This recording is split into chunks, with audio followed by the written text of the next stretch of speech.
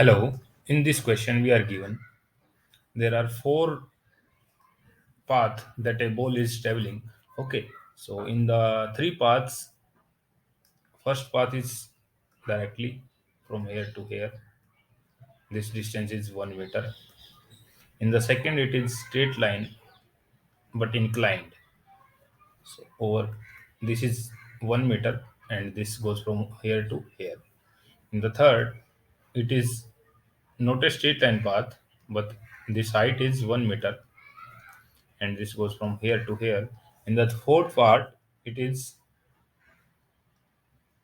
inclined like this. This is 2 meter, and from here to here, but this is 1.5 meter. And in the last part, it is that it goes 1 meter upwards and then comes effectively